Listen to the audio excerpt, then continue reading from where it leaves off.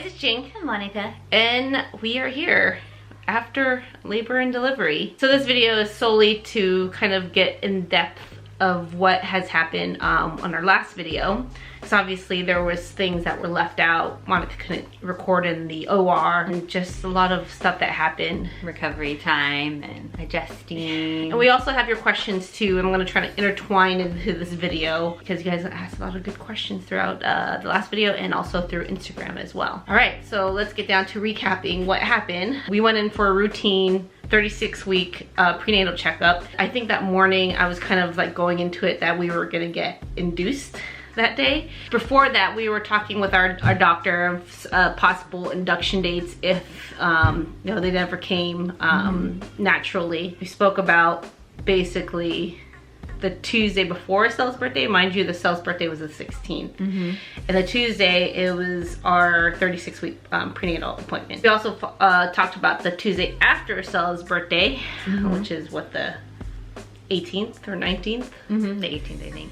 After the fifth non-stress test, I was kind of like, oh, get the babies out. And I was ready to kind of go mentally and physically prepared to actually go into labor. You just didn't want to go one more weekend. It was already getting like I was getting tortured being pregnant. Get the babies out. Yeah, there's a lot of things, mind stuff, sleeping, and like, I couldn't handle it. Did a cervical check, and the doctor said it was between 2 and 3, which is favorable to be induced.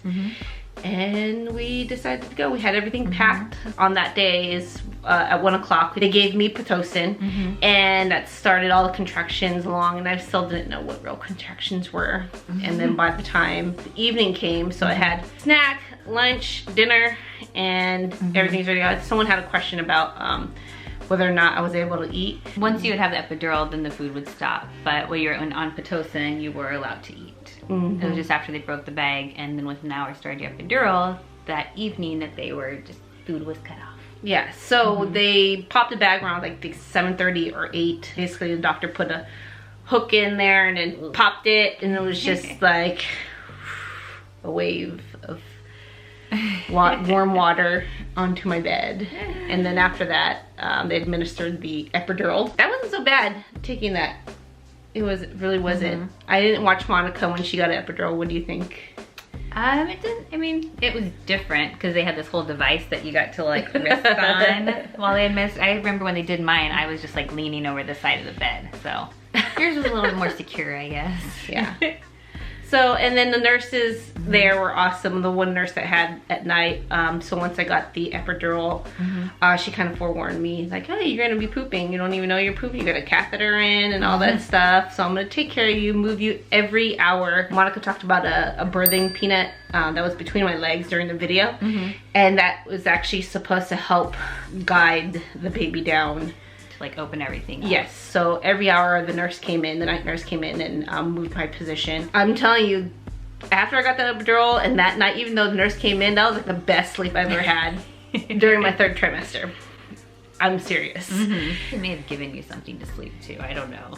You think so? I don't know, because I remember them asking it, but I don't know, like everything just moved quick after that. I woke up at 5 and was like, I'm ready to go. Like, what's next? We were just ready to get everything rolling. My doctor came in at like 7 o'clock. Was like, another check. Where was I? I think you were about a 7, almost an 8, and they're like, oh yeah, let's start pushing. So you did like some practice pushing and kind of so the room that I was in, that's actually a birthing room. Did you know in advance you were going to have to push in the OR? We did know. That's something that our doctors talked about, and then also during the hospital tour, if you had twins or high risk, you know, you were going to deliver in OR in case of something happening. Our doctor is a pro, and she forewarned us about that. She's like, we could labor for a while in the birthing room, but when you did get close, then we would be moved to the OR. Practice pushes about 7:30. I was pushing for quite some time, and mind you, I can't feel anything down there. I could feel like pressure. I could move my feet around. I could do pelvic pushes, but I didn't feel anything. You were able to move your legs. Yeah. You were able to move your legs up and hold and push. Yeah, I was able to do that, but the feeling of pushing, it's just like, am I getting anywhere? Like, and my doctor was like telling me like, just imagine when you push, basically don't push with your face, you push down and out. So I was trying to mimic all the moves that I learned at the gym and just pushing. But I swear, I was like, I don't even know if that's working or not. I remember I was like, give me a goal, doctor. She was like, the goal is for you to poop on me. And I was like, after pushing for, I don't even know how long, it was like half an hour or something like that. I was like, well, I hit my goal. Did I poop on you? And Monica's like, no. I was like, God dang it. But I did. I did poop. Yes. That's a little TMI, but I had to figure out if I was doing it right or wrong, you know, so I hit the goal that the doctor told me. Pushing, and then they were getting the OR set up and rolling into the OR. Mind you, the epidural made me nauseous, so I threw up a few times throughout the night as well too. And then on the way to the OR. Onto the OR, that's where stuff got real. It got really real, like, let me just breathe. Okay, knew we were gonna go in our OR because they gave Monica like this outfit to wear. So the OR had obviously 2 doctors, the anesthesiologist, telenurses, pediatrician, and then I think they have like a team of nurses for each baby. The goal was monitoring the babies, and they were having trouble doing the monitoring when you were pushing. So there was a nurse that was trying to get, I think, 1 on each baby with the monitors, plus the nurse that was helping you push, then the anesthesiologist behind you, the 2 doctors in front, and everyone was just counting and trying to get those babies out. I remember trying to push, like my focus was to push as much as I could. And when it came down to pushing, I used all my muscles, all my strength into pushing that. I pulled a freaking muscle right here. One of the nurses had to like massage that muscle because I was spazzing out. I was so dehydrated. Yeah, they snuck you in some ice. Oh my goodness. Yeah. I was about to like literally die of dehydration in there, and I was like, I just need something. Give me something. I was under all those meds. I wasn't allowed to have anything, so they gave me ice chips, which even you weren't supposed to have. And then the doctor's like, just look away. To the anesthesiologist. That heat of the moment, I was trying with all my strength and muscles, everything in my upper body to try to push out Ari. I could feel her kind of edging her way out, I think. With the doctor's help, they're like, you're almost there, and we're gonna use... Well, they asked, they're like, would you like to use a vacuum? And you were like, yeah, sure. I was like, just do it! Yeah. They even tried to put like a little monitor on her head, like vaginally, and it didn't work. Like, and then they were like, let's just do the vacuum. And then they got to the vacuum, and much smaller than I thought when I thought of like a delivery vacuum. It is it? It's small. It was just like a little thing, and they attached it to her head, and it had like a little string. I thought it was like a tube. You just sucked it on there, and then boom. Like this little clamp thing. And wow. Yeah, it was I didn't even know. But it sounded like a regular vacuum, right? Yeah. And then at the same time, I was like, at the same time, just push. I pushed, and once her head came out, I just felt this gush of just like energy being pushed out, like adrenaline, and just feeling her come out. I was like, whew, it's like a breath of fresh air, and then they plopped her on me. I was like, oh my God, I'm not gonna cry. I ended up crying and sobbing. I cried too. And stuff, because Monica didn't cry when Estelle. Because everything was so calm, I think. Yeah. With Estelle's birth, and then with everything and all these people around us, and finally like her coming out and just chilling. I remember her being all red, and then I looked at her face and I was like, it looks exactly like Estelle coming out of Monica. I was like, this is like deja vu. And she was like all red, and like, I don't know how long they kept her on me, but it was like skin to skin. They did the delayed cord clamping with her. Yeah. So they just let her kind of hang out for a while, and then they cut the cord. I did not cut the cord. Then they okayed me to record when they moved over to the table to get her checked out and everything. So then I went over with her during her little exam while they continue to try and get Richie out. During that whole time, I don't know if it's like minutes, seconds, I don't even know, but stuff was going down like on my bottom half of my body. I didn't know. I just felt a lot of movement. Yeah, down there. Was one doctor like pushing up here. They were trying to. It was like pushing down here. So Richie ended up being breech. He didn't move when Ari came out, and they decided to continue with what they called a breech extraction. So they tried to manipulate him, and it wasn't working. So they were gonna go for it feet first. So I looked down, and I remember it was one of the doctor's arms, which I could see her arm was like being blocked, and she was just like moving around, and the other doctor's just trying to push down, and I'm like, like this. I'm just like about to pass out a little bit because I knew that they were trying to chase him down, chase Richie down in my uterus. I remember hearing one of the nurses counting down. I didn't know what was going on, and then the nurse who was massaging me, she was like, just to let you know, the boy is pretty spooked. And I was like, spooked? What's going on? He was like, oh, we're gonna need you to push again. I was like, I'm just gonna pull him out. So they had to use forceps to get him out as well too. And so he was like, all right, push, push, push. And I could feel part of his body, so they had to pull him out, like legs first.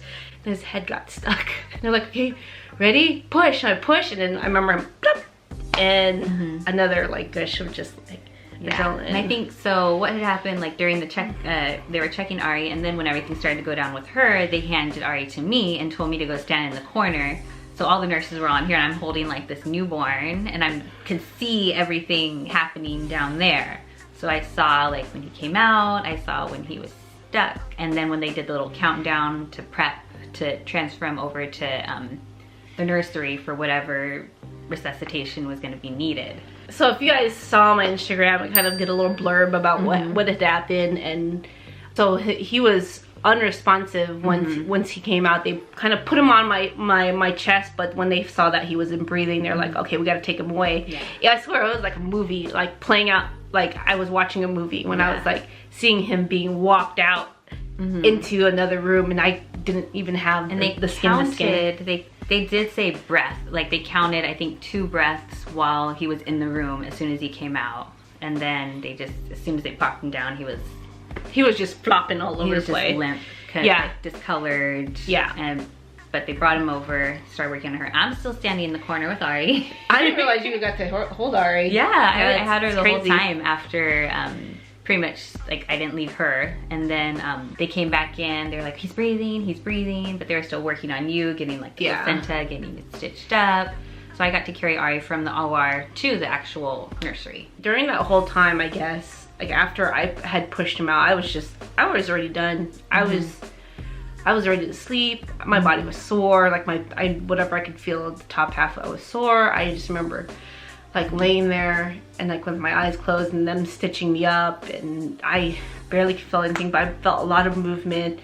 I just remember all these voices around me, just like the team of people, but they did really good. Like they took care of me. That's something that I wanted to make sure, is that the babies came out and they're safe and healthy. And then I checked on you, and I think we just like had a quick talk, and you were like, oh, just go with the babies. But then I went over with Ari to check on Richie, and he was breathing, but he was super pale. He wasn't moving the rest of his body. It took some time for him to kind of get his movement back. Something I've noticed when I was editing for the last video is that Richie had a bunch of like stickers on his body, and Ari did it. And I was like, what are they? I wonder if they are doing tests on him or something, just checking his vitals. But everything's good. A really good scare for a second. It happened in a matter of like 10 minutes. Ari was born at 10:09, and then Richie was born at 10:19. And within that 10 minutes, like basically he was unresponsive, and I was trying to push, and like, it was just crazy. Yeah. It's crazy, like it like kind of coming back to me, and I was just so out of it. So apparently the doctor that we had, I remember beforehand, before going to OR, I was worried about getting a C-section. Our doctor, she has a really good track record of making sure that babies were born, or twins at that. Twins were born vaginally, if that's favorable of doing so. Within her 20 years of delivering twins, I think she said she's only done like 2 emergency C-sections, and everything else has been, you know, vaginal. She's one of the few doctors in the area that is trained in a breech extraction for twins, and she made it happen. I know. Yeah, it was scary, but she admitted it too. Like she admitted it, I think it was it later on that day or the next day or something. I think we were in our postpartum room. She came to check on us. She was like, I can't believe that happened, and we handled it very well. And I was kind of, you know, exhausted from it. And she was like, are you fine?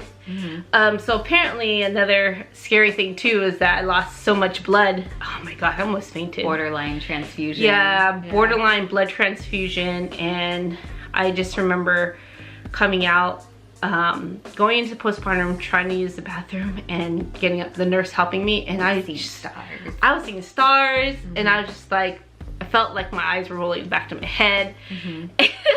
The nurse, one of the nurses had to use the alcohol pad to like keep me awake. And I just remember talking nonsense with her about aromatherapy, and they should have alcohol swabs as aromatherapy. Yeah. Just crazy, kind of like recapping that and revisiting it. It's been almost 3 weeks already. You had to get a couple doses of iron. Yeah. You didn't leave your bed for like 2 days. I was like bedridden. They took out the catheter and they had to put it back in because I could not walk to the bathroom at all.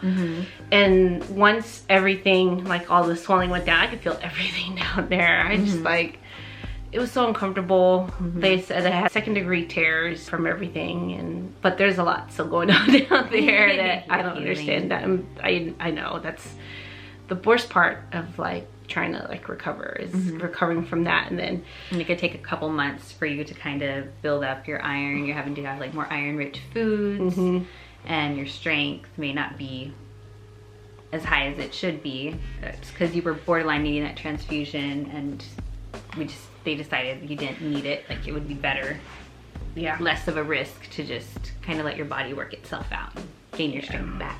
So let's go over some of the questions. Obviously there's a lot of questions about after what is next. So I answered a question about how our recovery going, still in process. I still take it day by day. Did anything surprise you about delivery?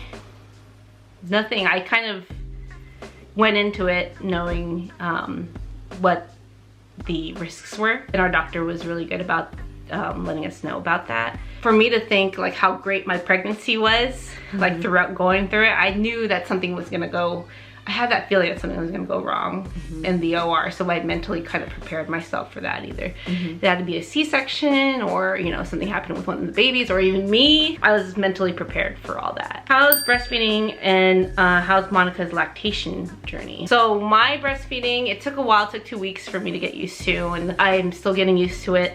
But your milk supply is nice and strong. It's really strong. You're doing a combination of like a manual, the Haka pump, while if you're singly breastfeeding, pumping, feeding both at once, using the twinsy pillow, tandem nursing, all kinds of I'm doing positions. all this stuff to try to get used to, because breastfeeding is new to me, and I just want to make sure that the babies get all the nutrients that they need and deserve for the next 6 months at least, but I want to go even longer if possible. They were very supportive of me trying to breastfeed in the hospital, so I was able to latch and try and get the babies to feed.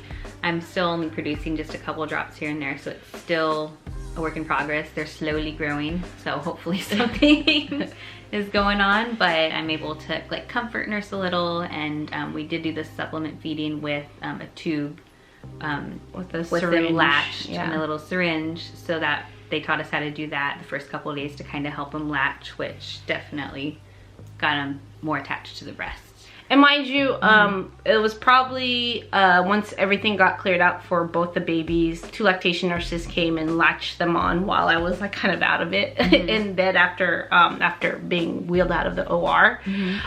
So that's something that our birthing center was really high in and great lactation great support. Yeah, they wanted to make sure that breastfeeding was like the thing. They taught us a lot of new things. Yeah, they don't want us to use bottles, they don't want us to use pacifiers and stuff, which is the same mentality that we're going through at the moment, as we don't want any kind of like imitation like nipple going to only if you need a little rest, like we've done some bottles here and there. Tandem breastfeeding, that's the hardest. Are you guys doing tandem breastfeeding? If so, how's it going? I've read up a lot about tandem breastfeeding, and right now it's kind of hard. I need assistance only because the babies need direction of where to go. They're still learning too, and their position and how high their heads need to be. A lot of twin moms have been messaging me and say it gets easier as they get older, because then they are able to move their heads and actually see the nipple and, you know, correspond to it and actually latch on better instead of you trying to push the baby onto your nipple. I'm looking forward for it to be easier as, you know, time persists. There's a question that says, Jing, how do you look so calm? Because of the meds. It was because of the meds that I was on, and I was so mentally focused on just getting it done. What do you think the worst part of delivery? Could anything between the time of your last appointment to the time you're home? And how has Estelle been doing as a big sister thus far? So, the worst part of delivery is the cervical check.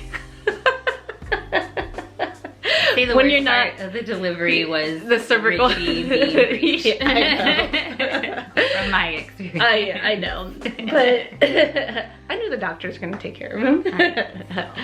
And then Estelle's doing great. She's proud and she wants to hold the babies all the Try time. to calm them, pat them on the back. She's really good. She's very eager to help. Yes, too eager. I want to know if you use the same donor as before.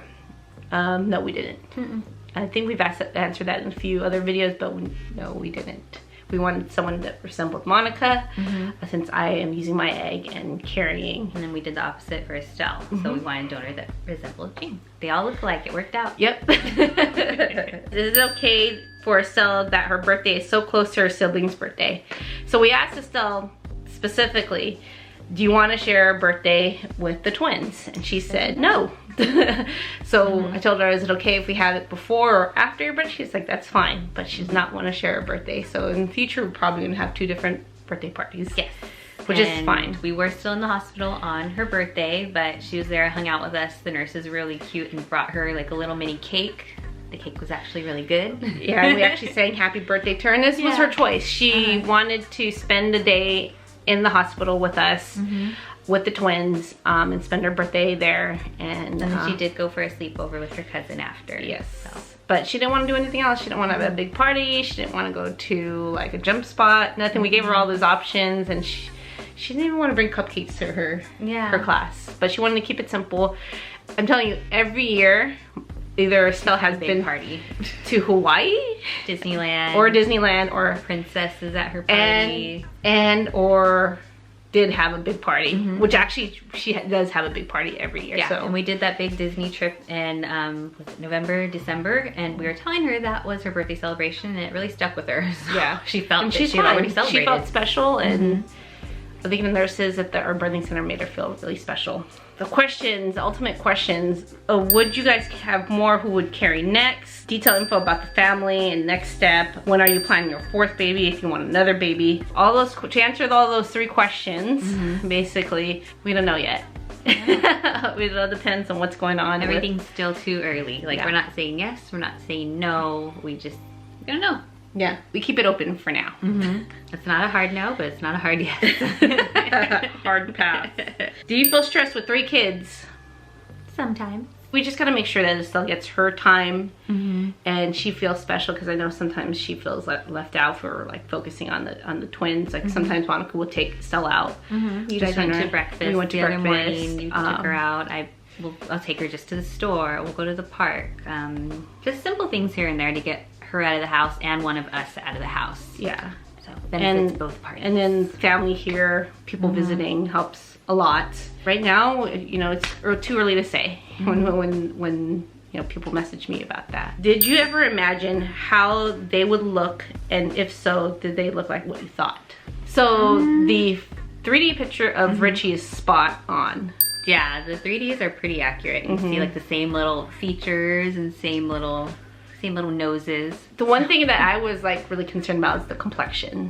Because you can't really tell right now, but I have really dark complexion from being a Filipino. Estelle actually got the same complexion as me.